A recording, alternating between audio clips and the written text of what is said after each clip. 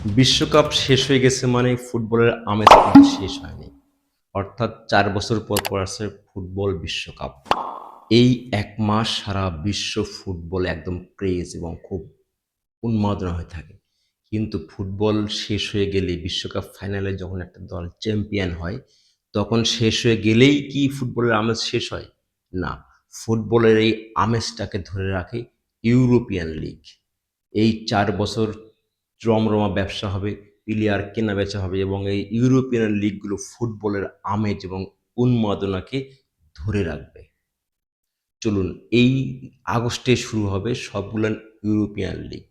তবে ইউরোপের প্রত্যেকটা দেশে ইউরোপিয়ান লিগগুলো হলেও ইউরোপে মূলত ৫ টা লিগ হচ্ছে সবচাইতে প্রতিযোগিতাপূর্ণ এবং সবচাইতে গুরুত্বপূর্ণ এবং এগুলোই আমাদেরকে ফুটবলের আমেজটাকে এই ৪ টা বছর ধরে রাখে।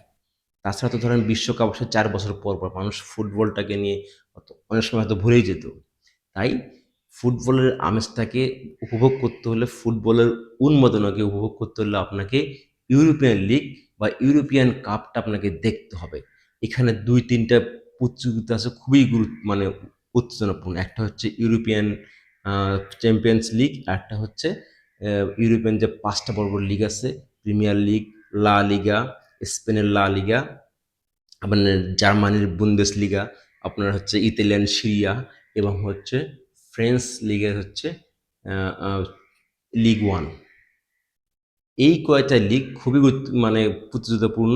আরও প্রত্যেকটা দেশেই আছে যেমন পর্তুগালে আছে আপনার, বেলজিয়ামে আছে, হ্যাঁ? সব ইউরোপের প্রত্যেকটা দেশেই লিগগুলা হয়। তো প্রিয় দর্শক, আগস্টে আপনার সবগুলা লিগ শুরু হবে। কিন্তু এই কয়দিনের ভিতর মানে এই লিগ শুরুর আগ পর্যন্ত বিশ্বকাপের যে বড় তারকা যারা আলো ছড়িয়েছেন কিংবা যারা নতুন উদীয়মান তারকা হয়েছেন তাদেরকে নিয়ে কিন্তু কেনা-বেচা এবং রমরমা ব্যবসা শুরু হয়ে গেছে ইউরোপে। হ্যাঁ, কে কোন দলে মানে সবাই দল গোছাতে ব্যস্ত। এই যে সামনে এই ৮-১০ দিন বা আগামী আগস্টের ১০ তারিখ পর্যন্ত দেখবেন যে সব হেভিওয়েট বা হেভি জায়ান্ট ক্লাবগুলো তাদের যে দল গোছানোর জন্য ব্যস্ত হয়ে গেছে। নতুন কোচ নিয়োগ দেওয়া হয়েছে। নতুন খেলোয়াড় কেনা হচ্ছে দলটাকে একদম দুর্ধর্ষ করার জন্য। যেমন এবারে প্রিমিয়ার লিগে যুক্ত হয়েছে নতুন কোচ জাভি আনোলসা। জাভি আনোলসা যে তিনি চেলসির ম্যানেজার হিসেবে দায়িত্ব গ্রহণ করেছেন। আবার স্পেনের রিয়াল মাদ্রিদের ডাগআউটে আসছেন হচ্ছে হোসে মরিনহো এবং এই রিয়াল মাদ্রিদ তো সেই ফাটাফাটি অনেক কয়টা আপনার ধরেন প্লেয়ার তাদের দলে ভিড়িয়েছে। হুম? এবং শোনা যাচ্ছে যে ম্যানচেস্টার সিটি থেকে রদ্রিগেও নাকি তারা নিয়ে আসবে।